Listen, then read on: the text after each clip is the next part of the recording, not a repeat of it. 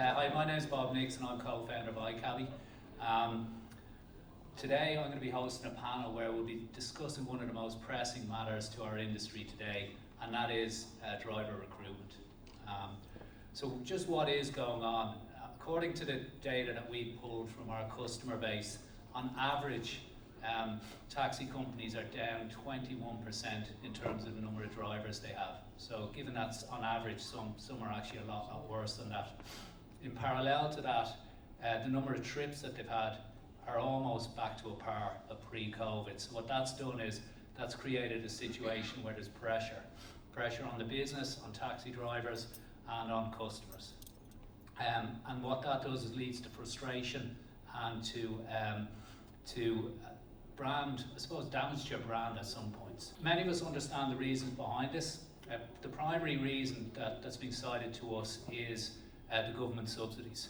But there's also other reasons that are pretty key. There's a big part played by new work opportunities in the gig economy, and also in things like deliveries and so on as well. There's some drivers have retired, and there's other drivers who've returned home to their country of origin and not come back. However, there's a big positive in all this, and that is the drivers that are coming back are earning more money than they were before. So we can use this as a big incentive, a big lever to try and get drivers back in, whether they're old or new. Now, what we're going to talk to you about in our panel today is some strategies and ideas that we can bring more drivers into your business when we utilise them. So whether they're former drivers or whether they're new. So I'd just like to introduce our lovely panel today. In the centre, we have the very well-known Claire Welch from Wellman Cars. Claire is a really strong voice in the industry. She's, somebody that we all look up to, and a very strong person to have on our panel today. And Claire's going to share her experiences and strategies of getting drivers on board. Thanks very much for coming along today, Claire. We got Chris on the end here. Chris Brooks-Tonkin works for us in iCabbi. He's a wealth of experience in dealing with taxi companies over the years, and he's going to share some of the tactics and so on that he's picked up along the way from engaging with our customers over the last number of months. And last but not least, we've got Sinead, closest to me here. As the face of iCabbi marketing, she needs very little introduction. One of the biggest reasons she's here is Sinead recently researched and wrote an article for the iCabbi blog on using loyalty as the heart of your recruitment strategy for drivers. And that not only relates to recruitment, but also retention, which is equally important. So what we're doing today is we're going to break it down into 5 key topics. So you've got 5 areas that you can focus on to try and pick up drivers and keep them on board. So there's retention, helping drivers make money as easily as possible, getting drivers back, getting new drivers on board, and finally digital marketing. So as I've mentioned, Sinead has written an article about retention of drivers, and Sinead, maybe you could share some of your learnings and experience on that.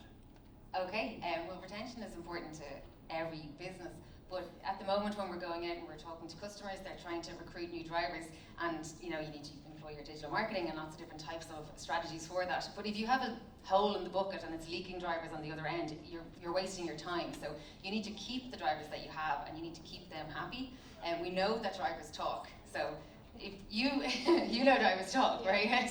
So if you have a driver who's very happy in his job, he's at the petrol station, he's topping up, he's chatting to his friend he used to work with a couple of years ago at a different company. The guy says, "Oh, mine is wrecking my head, they do this and they do that." They don't do that in my company. They're actually really sound in my company. They treat me really well. They always say hello. They give me a Christmas bonus, whatever it is, I don't know. But the far away the hills are greener. So people are always looking to move, and you want to be the company that they're moving to. So you want the drivers that you have to be happy enough that they're attracting other drivers for you. So they are your single biggest asset, and we all know that. If you go and move to another company, the first thing you do is, oh, I know a guy that works for them, I'm going to give him a ring and see what it's like. So if those drivers that you have are happy, then they will actually attract more drivers to you. So keep them happy and find out what it is about your company that is actually keeping them happy. So I don't know, Claire, do you like actually ask your drivers why do you stay with Wellman Cars? Yeah, I think that first of all, when COVID, do you want me to hold it?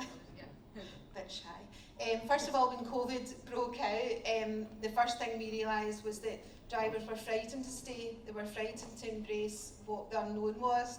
So we sort of broke it down, and we said, well, we'll make the screens mandatory. We'll make customers mandatorily sit in the back, and we'll tell customers if you don't have a mask, you don't get in. So we were working on their behalf. They were our kind of number one customer.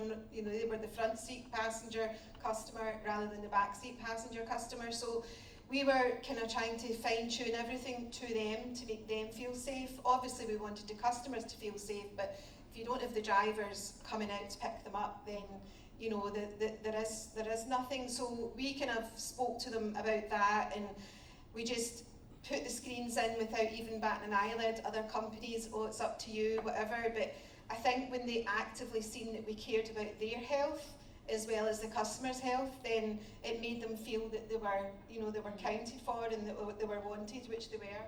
And Claire, I will say this story because I remember speaking to you, it must be nearly a year ago now, but at the time you were actively trying to support your drivers and you were making them your number one customer. You were also doing a lot of work within the community. Yeah. And being a brand that people like in the community is actually really important for the drivers, because they don't want to work for a company if someone's like, oh, I hate that taxi company, they're really rude on the phone, or I don't like their app or anything like that. So you at the time actually had, and it's hard to believe it now given the situation we have now, but you had a waiting list of drivers who were seeing your activity online at the time, how you were supporting drivers and all the community work you were doing, and you actually had people, you were saying, I would love to put you on my waiting list, I can't give you a job now because I have to make sure I have enough money for the, enough work for my current drivers, but yes, I will take you up the list at some point. We basically limited the amount of drivers we had. Like, a lot of drivers left as soon as COVID started, and then other drivers wanted to jump from other fleets, but we stuck to the ones that we had. We didn't invite anyone from other fleets until such times as we knew that the ones who stayed with us were making enough money. So yeah, you've really got to stick with the ones that stick with you. I think you said a key thing earlier, Claire, when we were chatting, and that is about the level of communication with the driver base, and trying to understand their pain points and what fears and worries they had about working out there in the environment that we have today. So that was the biggest thing I picked up, which is talk and listen.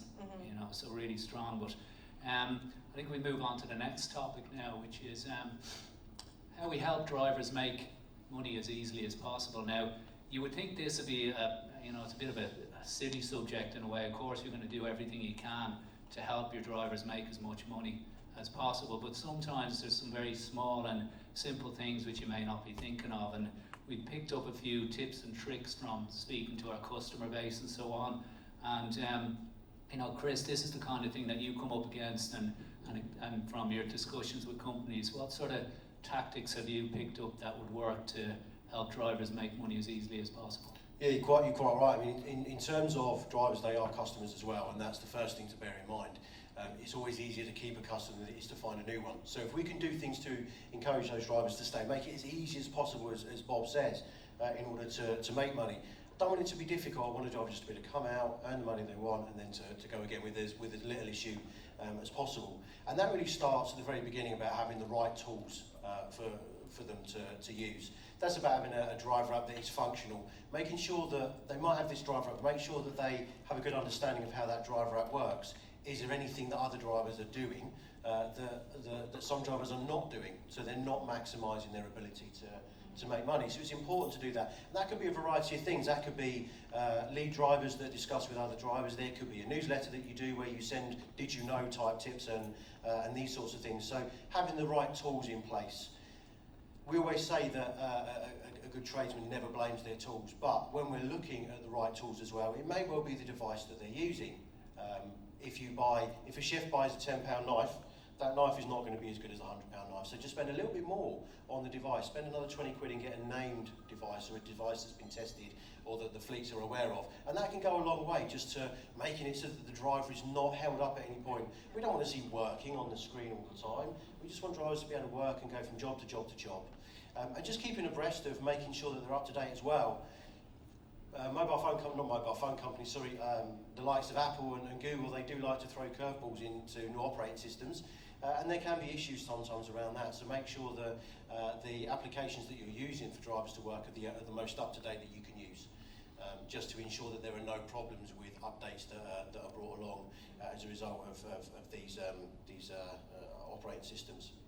So, sorry Chris, an interesting one. I was chatting with Scott earlier from Ciolo, and a very important part of your driver experiences in terms of the frequency of payment, you know, how often they get paid, how quickly they get paid in terms of the credit card work and so on that they do.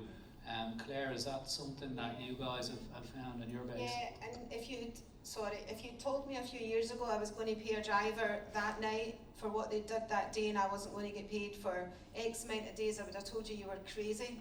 But the way things are now, like when the pandemic broke out, that was when we switched our portal on, and these drivers were living for the day, so they were doing X amount of hires and they were getting paid that night. So we do the automatic payments, and that as well helped retain the drivers, because where they weren't having to wait till the following Monday to get their money, they were getting it fed to them every day. It was a administration nightmare to start with, but we only did it with 40 drivers, so it was fine. If I did it now, I would be running away. But it's things like that. They want to have their money as soon as possible. Is that all automated now? Yes, Yeah, yeah, but some of them choose not to have it. Some choose still to wait, but quite a large percentage have it automated. But you were saying about help drivers make money as quickly as possible. We are very much transparent, and if a driver, you know, works X amount of hours or does X amount of jobs and he just doesn't feel as if he's hitting the average or he's hitting a certain, then we'll invite them in and we'll show them, you know, a comparison to someone who worked the same amount of hours but he did these hours rather than your hours. And that's the beauty of our system that we have with iCabbi, is that we can take it to pieces and we can say to this driver, well, this is what you make there. And we're very transparent. I will constantly share on our portal what X driver made when he worked this time. So what's your take? There's an interesting discussion we're having on this stand today, which is, you know, what the USP of taxi and private hire is relative to ride-hail companies like Uber and so on. And we're introducing new models whereby taxi companies can introduce surge pricing, for example, to match Uber. But the big debate, of course, is do we not do surge pricing so we're different to Uber, or do we do surge pricing to try and keep the money in the drivers' pockets and keep them with us rather than moving to ride-hail companies? So there seems to be a bit of a friction there and understanding which is the right way to go. Well, do you have a view on that yet, Claire? Are you thinking about it? We haven't done a price surge as such, but we have just went as a price increase across the board. And it was a very difficult decision to make, because personally, I know that, you know, people are struggling because a lot of people have lost their jobs and whatever. But we did it in such a way that we broke it down into pieces and we explained to the customer why we were doing it. So we had a whole list of why we need to raise our fares, and then the one why not. And the one why not was that it would affect you. So I think you have to sort of look at the whole board, and our drivers were delighted that we put the fares up, because it did mean that they were being a wee bit, they were working less and not having as much hassle. But at the same time, I think when you do a surge, you've got to market it the right way, and you've got to give a reason behind it. I don't think you can get away with going ahead and putting a surge on between a certain time and not giving a reason why, because it will affect a small percentage of people. Yeah, I think it's an interesting one. I think it's a sort of a watch this space, and I think we'll be watching closely as customers start switching on surge pricing to see what sort of engagement levels they get and so on. What about on the vehicle side, Claire? had any No. issue where you could have drivers that you could take on but they don't have vehicles and you've had to look after them? Well, we've actually bought more vehicles in the last 6 months than I think I have in 30 years, just because that's the way business is. People don't have the funds, or they're starting for the very first time. But no, it's certainly been completely different to before. Things that I'm doing now, I would never have imagined I would do. So it's strange. Very good. Well, look, it's great to hear your insights on these side of things. We'll move on to the next section now, which is, I suppose, very closely related to what we just said. And this area is covering two parts. It's about getting old drivers back driving with you and finding new drivers. And from engaging with our customer base, we're finding that there's very different challenges and strategies to picking up drivers from both these sort of cohorts. So can you tell us, Claire, just a bit about how you've gone in terms of getting old drivers back on board? I think getting old drivers back on board, that would be my husband's forte, because he will phone them and have a general chat, how are you feeling, blah, blah, blah. I don't tend to do that. So, but trying to encourage them back, it was a case of we had to go hell for leather and say, come, try it out for a week, try it for a couple of weeks, we're not going to charge you, test the water, see how you feel, work a few hours, work 100 hours, it's up to you. So we brought on board a first week free, including the vehicle, and we're also doing we'll pay for the license for them as well. So if it's a new driver, because a lot of the times it's very scary for new drivers, because they're having to invest all these hundreds of pounds to get something that they've not even tried before. So by us assuring them that we're going to pay for it, they're not losing anything. You know, all they're losing is their time. So we've been doing that in a huge way, and we've paid for quite a lot of licenses recently. Can I ask you about that, Claire? Like, you're paying for people's licenses, which is great, and it's helping them to kind of to start with you guys. How do you kind of caveat that? How do you protect yourself from someone just going, oh, actually, it's not for me? Like, is there a 6-month clause, or what? I think there's. You would need to ask Frank, because he's the one that deals with that side of it. But I think there's a certain amount of weeks that they have to be on board with us, and then we refund it to them. But it's a guarantee that they'll be refunded. And if they do that and they walk away somewhere else, I don't know how they can sleep at night. But unfortunately, that's the name of the game, and people will do that. But so far, thank goodness, we haven't had that. We haven't. And Chris, I'd be interested in finding out what from the customers you're talking to, what kind of incentives are they offering? Money off rent, or any bonuses, or what have you got? There goes my laptop. Okay, so I mean, there's a variety of things, and I think it's important that one size doesn't fit everybody. So where we've got some ideas, and a lot of it is around surge, and where we talk about surge. Surge may not be right for certain fleets, but we still need to cover the work. Is we've got those passengers, they need to be covered. The point with this is that you don't have the coverage of the work at the moment. So if you were to take on some other drivers and provide them with a reduced commission or a reduced set fee if they cover certain hours where you are particularly short drivers, even though you're not making money, you're not losing customers either. So that being the case, is I could take on another 10 drivers, for example, and ask them if they work on a Friday or a Saturday night, and then their commission will be reduced by 2% or 3%, or their weigh-in will be reduced by £10 for covering that shift. I'm covering that time, I'm keeping the customer, but then also the driver is still incentivised to do something as well. So we're tending to speak to fleets and say, you're not getting the money in any way. The fact that you've then actually, just look at focusing and covering the customer. That's what you can do. I think there's every single fleet has seen that we've got these issues, and what we're tending to find in the discussions that we're having is that drivers are coming out, they're making their money on a Monday to Thursday. They're not coming out on a Friday and a Saturday because they can't be dealing with the aggravation, and then Sunday's even worse. Sunday is probably the worst day of the week in terms of drivers. It is indeed, because you will still get drivers out. Whereas if you can incentivise them and say, look, come and work out on a Sunday and I won't charge you any commission, or come out on a Saturday night and I'll reduce it by 10 quid, or whatever it would be. They're small things, but £10 is 2 jobs to a driver. So that's all it is, but it's still an incentive that could encourage them. And you could even do that across the entire week. If you guarantee you'll work on a Friday and a Saturday, come out and I'll charge you 15% instead of 20% or 18% or whatever it would be. It's a small incentive, but if you then work that and say pounds and pence, we know what the average fare is. We know what the average earnings of a driver is. If we then equate that and say, look, you cover a Saturday night, this is how much extra you're going to take away, that can help us, that can help the customers. Your customer will go somewhere else if they can't get the service. Now, quite right now, we're all in the same boat. Every fleet is in the same boat. If you can't cover it, nobody else can as well. And it goes back to how it used to be, where you'd all be down the pub and you'd phone every single taxi company and you'd take the first cab that arrived. Whereas now they're booking on the app and they're waiting all these different times. Some of them are cancelling, some of them are not. But then if they've then gone to somebody else, you've potentially lost that customer. So almost don't look at the short-term loss that you're making by not receiving the same commission from their driver. Look at the long-term game is that driver will then still be there, and at some point you can increase the commission and you've still got that customer. So it's that sort of thing. Yeah, I mean, it's interesting, some of the things that we noted down here from earlier on, which are, for example, a back on the road bonus, bonuses for hitting X weeks consecutively, bonus for hitting Y trips in any one given period of time, or a discount based on that.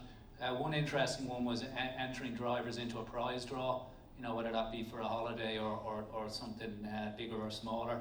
And also one of the large private hire companies in London is doing a guaranteed earnings period, which I thought was an innovative way of getting people on the road. So I guess it's, as you say, Chris, you need to look at the business model and the numbers behind any of these initiatives and think a bit longer term, because what looks like short-term pain, you know, actually turns into a longer-term gain sort of thing. Absolutely, I agree. And we see that with the numbers, is the number of jobs rocketed very, very quickly after the pandemic. And this is why we're in the situation that we are. This will be a short-term problem. It will get better. It's just going to take time. But we need to just make sure that the passengers are still there when that happens. Very good. So we'll move on to the next one, which is it's talking about getting new drivers on as opposed to the older drivers that you've had. So somewhere where we're going to have to make a mark is on finding new drivers, because some of the older drivers have moved on. They've either trained up and moved into other industries, they've retired, they've left the country and so on. And you know, what can we do to bring taxi to the forefront as a consideration for a role or for a job in front of people? You know, what tools can we use? What assets can we leverage?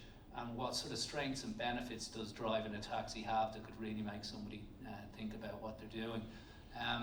Something I was talking about with somebody on the stand earlier was about how in Italy or in France, being a waiter or a barman is seen as a career. In Ireland or in the UK, it's largely seen as a sort of a low-level job that students and so on do. So how do we make, you know, private hire industry or taxi industry, driving for them, attractive as a career? And what do you think on that, Chris? I think a lot of it comes down to flexibility. Taxi drivers like the flexibility of what they do.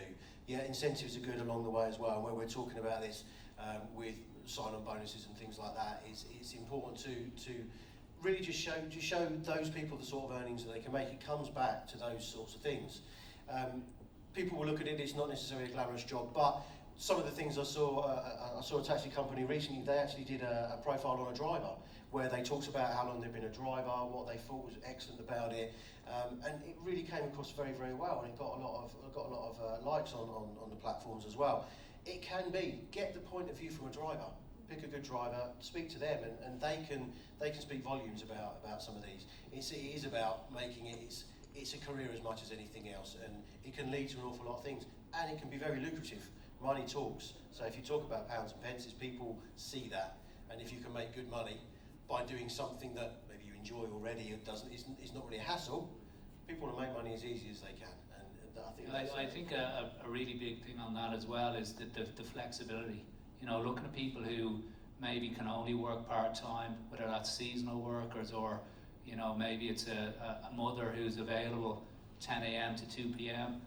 It's you know, again, communicating with a potential base that you could use at specific hours and listening to them again. I think that's a very key thing. I think that what you mentioned there about like a new mother or something like that is really important. The seasonality thing is massive. So there is a particular type of demographic for drivers, which we all know and we're familiar with, and we tend to target them. And you know, and with digital marketing, which we'll talk about next, you really can go after those people. But who else is out there? I think, like, you know, I've got a lot of friends who their kids have started school for the first time, and they actually, you know, they aren't working at the moment, but maybe they would like to do 2 hours during that time. Another one I think is who isn't working when. So teachers are off for the summer. Maybe somebody wants to make a bit of extra money for their holiday. people who retire, often people retire and become taxi drivers, but who are we targeting? You know, what about teachers who retire? If you're a fleet, for example, that does school runs, maybe someone who's retired as a teacher would actually love to do the school run as the taxi service, and that would be a lovely way for them to keep that bridging that kind of job. So I think it's about, you know, testing it, because obviously you can't just keep going after teachers and it doesn't work. You stop, you know. So you go, oh, that actually worked. I got 3 drivers from this retired teachers council or whatever that is. I'll try that again. So you just have to come up with a theory, I think, get a theory of who might want to be a taxi person, or who would never have even thought of it, and then test it. And if it works, you just do more of what worked and do less of what didn't. I've actually been thinking about having a sandwich board and just having an advert on it, and standing outside McDonald's or KFC, and all those drivers who are waiting for the burger to drop off, I feel like just standing and waving them down and saying, come to this side, you know, because it's like, you see them standing for like, I don't know, 20-30 minutes at a time waiting just for this little bag to get filled, and I'm like, you know, you could have done 3 hires in that time. And so I'm not allowed to do that. My son says that's not cool, standing with a sandwich board at McDonald's, but I'm very close to it, because you drive in our town, like you can't get near any of the supermarkets at any time of the day or night, because the traffic is so busy with all the abandoned deliveries that are there to pick up. Because Just Eat's actually banned in my house and my office. No one is allowed to use it because I don't want it in, because they're taking my drivers. But what we do as well to try and get fresh blood in is we have a kind of sit down scenario where they can come in and ask any question. There's nothing that's off the board. They can come in and discuss like the flexibility, and we can talk them through doing a license, and we can point them in the right direction for their insurance. So we have a kind of information pack all made up, kind of question and answer. And a good few years ago now, our council introduced the area testing, which is quite daunting for people, even though they've lived in the area for forever. They think, oh, I don't know, I'm not going to pass that. So we actually sat the test, so we know the questions, the kind of run of the questions. So we're not adverse to getting a new driver, sitting them in the car and driving them about and saying, they're going to ask you how to get from here to here, and actually going through it stage by stage. And those drivers, because you've took that time to break it all down, you've not just said, go online, fill out an application form, they'll see you in 6 weeks. It's trying to, but it's tough, because it's like a full-time job, because sometimes you can have 10 sitting waiting to talk to you, but you're like, I've got to keep top of all them. So I think that's what we have had to do, and it's worked so far, because I think we're at 85% drivers after COVID, but it's I need a holiday. So I think you've got 3 full-time jobs. Yeah, we could have Claire Welch's book on driver recruitment, retention and marketing. But thanks very much. I'll bring us on to our last topic now, which is digital marketing. This topic is a key component of any credible driver recruitment and retention strategy. To some of us, it's a bit alien. It can, it's something that we can be afraid of. But it's something that's really critical to do as part of any strategy that we have in recruitment. It can be as big or as small as you want. You can put a lot of money into it, you can put a little. A lot of resources, dedicated resources. You can use an outsourced marketing company. You can have big budget or small. I think the key thing here is that every company should be doing it, because it's not that complicated. You can do baby steps, a piece at a time. And as I mentioned earlier, Sinead she wrote a piece on many pieces you've written on digital marketing and so on. So Sinead, maybe if you could kick us off on some tips and tricks and ideas for the audience. How much time have you got? Well, I suppose one thing to mention is digital marketing. Everybody needs to be doing it. I mean, most companies do have an online presence, but it is your single best way to reach people, and it's because everybody here has a smartphone in their pocket and is online. And tell me one person who hasn't looked at their phone today or looked on the internet. So your customers are online, and that's your passengers and your drivers. That's where they are. So you need to be wherever your customers are. Now, obviously, when it comes to passengers, you want them to download your app, and it's really important that you own them digitally, because if you don't, someone else will. But at the moment, you need to fulfill the trips that you're going to get on the app. So it's all about recruiting drivers. There's a couple of things that you can do. I would say as well that everybody should have somebody in-house who's either able to do digital marketing, is interested in it, or else look for support elsewhere. From January onwards, anybody who's a member of the taxi lines will actually have their own Chris type person who's like basically CX for digital. So everybody will be getting, so think of like Chris and Frank and Glenn, but they're digital people, so they're a little bit younger. I know, the guys are going to do too. But we're actually going to have three CX type roles that are going to be digital marketing, so you will get help from them. But basically what you need to do is just figure out who do you want to target, how do you want to target them, and when, and how much are you willing to spend. On Facebook, for example, you can do lookalike audiences. So you can say, my drivers are this age, they're male or whatever, they're interested in these things, maybe they're all interested in football or whatever it is that you find is common amongst your drivers, and you can basically get Facebook to copy that audience, and that's a really good way of targeting those specific, that set that you know are likely to become drivers. But then you can also target people who are just eat drivers, or because they're signed up to those companies as well, and then you can trial. Okay, so what Bob said, we're going to actually try women who are 40 to 50 who have never thought about being a taxi driver, but I'm going to target them with a particular type of campaign. You're able to filter all the way down, and you can change the content accordingly. So, the content is just as important as the actual targeting piece that you're doing in terms of clicking buttons to pick different audiences. So what would that particular customer want? So is it flexibility, like Chris is talking about now? Ever thought about a job where you work for yourself, be your own boss, only work 3 hours a day and make this much money? That might work for targeting a particular set. Another person might be looking for a full-time kind of work or whatever. But digital marketing is fast, it's efficient in that, it's cost effective. You basically put money in at the top and then you measure out the results at the bottom of it. So you are able to tell, after you've done it for a few months, you were able to say, I spent £1,000 on a driver recruitment campaign and I recruited 50 drivers, so it basically cost me £20 per driver to recruit them with digital marketing, and that's how you can plan. So then you can say, I know that at Christmas time I need to bring on an extra 50 drivers, so therefore knowing that it costs £20, this is what I'm going to invest 2 months earlier. So it's a really good way to plan and to manage your demand and supply, because hopefully what will happen is you get the drivers on board, and then it's like time to put the money into getting passengers onto the app, and it's a really good way to kind of manage it, because you actually know what you're going to need to spend to get the goal that you're looking to achieve. So digital marketing, I would say Facebook ads are brilliant, Instagram ads, Google display can kind of work sometimes as well, particularly Google display is when people that's more brand awareness. It's like, always remember, Wellman Cars, we're always here to help you. Obviously search is really important for new customers. So as the economy is opening again and people are traveling into your cities, these are the people that you want to get, the people that search taxi near me, which gets 500,000 hits a month in the UK. And you search taxi near me. So you want to come up for taxi near me, you want to optimize your website, which basically means putting keywords like taxi near me on your website and making sure that you move up through the ranks so that people find you when they search for you. And that is that kind of fresh meat market. The social media is definitely more for your loyal customers. And there is someone here who knows a lot about social media. Give us some of your tips, Claire, on how you talk to your just customer. before Claire speaks there, we had a very interesting conversation earlier on that was around everything that you do in your social media, whether it's for attracting customers or whatever, that feeds into helping you attract new drivers. So your personality and what you contribute to your local community all feeds through into picking up drivers, and I think that's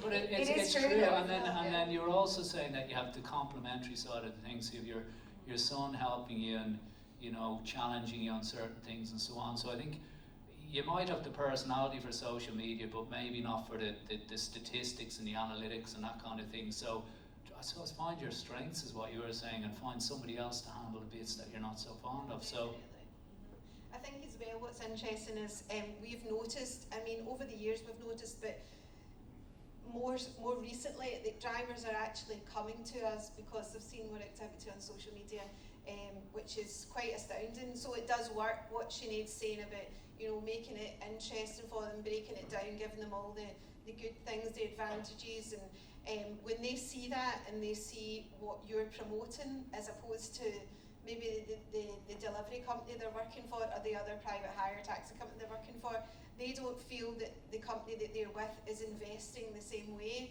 and cares the same way. It is like having nearly 200 babies, though sometimes I feel as if I've just got far too many children. But from another respect, they do talk, and they'll see things on our social media, and they'll then come and say, I'm coming to you. And sometimes they're changing their area altogether, so they're moving from one county or council to our council, and that's because they've seen what we posted, which is, it's working when they're doing that, because they're not just taking a risk by moving, they're moving to an area they don't even know as well, you know what I mean? Yeah. So It's brand realm and cars really. So Yeah. everything that you do, to build your brand locally, and as you're saying, actually in a wider area, can have an influence that you weren't expecting in terms of getting new drivers actually coming to you, but I suppose it's a much lower cost then as well in terms of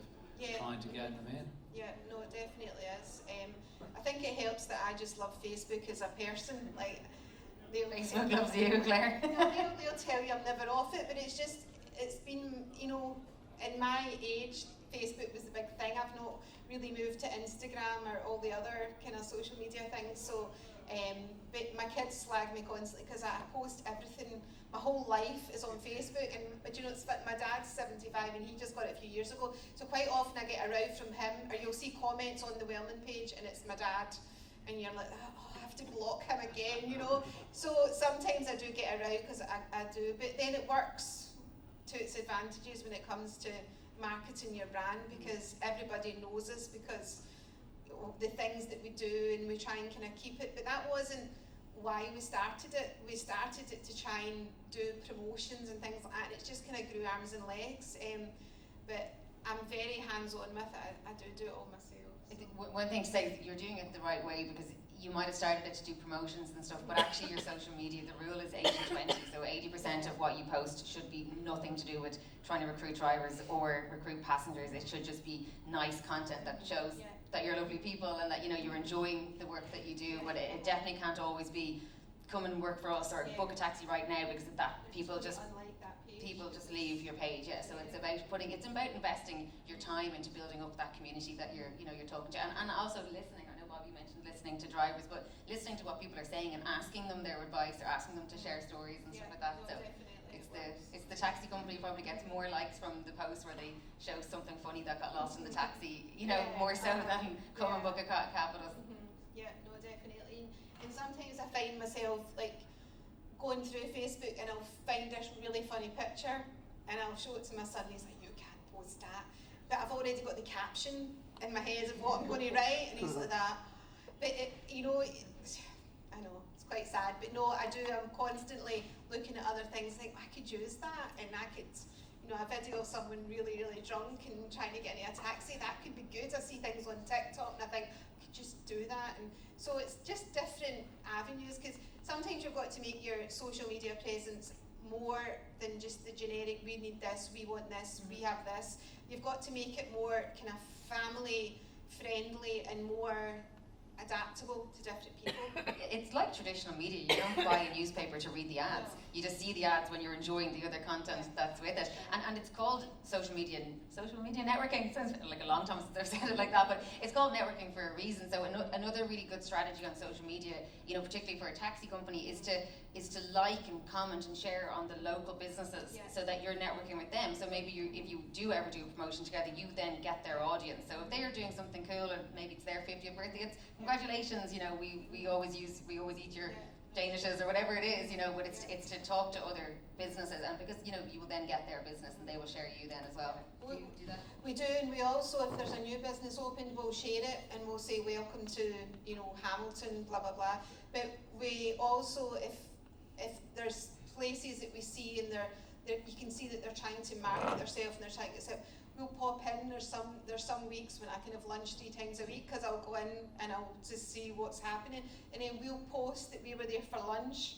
And it's just to sort of try and then they'll help us in return, because at the weekend they'll phone us kind of thing. So it's kind of trying to embrace your community more and try and you scratch my back, I'll scratch your back. So yeah, we've been a wee bit more diverse in doing that so as well. I'm hearing here sort of having a genuine voice and personality, you know, is a huge part of the social media play, and you know, that can build your brand. And look, any of us can do that.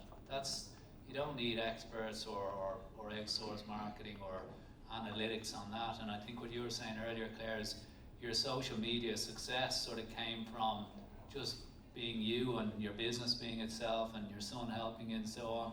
And that now you can get to that point where you start looking at analytics and, you know, working out what you can leverage and what's working better and not. So I think, guys, if you're not doing something, just give it a try and take it from there. And be yourself. Like, yeah, you're doing family friendly because that is what you're all about. But another company might be, you know, more based in a university town, and it might be a younger market, and they might be a younger company, and you know, that's their vibe. And so you can be cheeky, you can be bold if you want, if that's your personality. It's Definitely.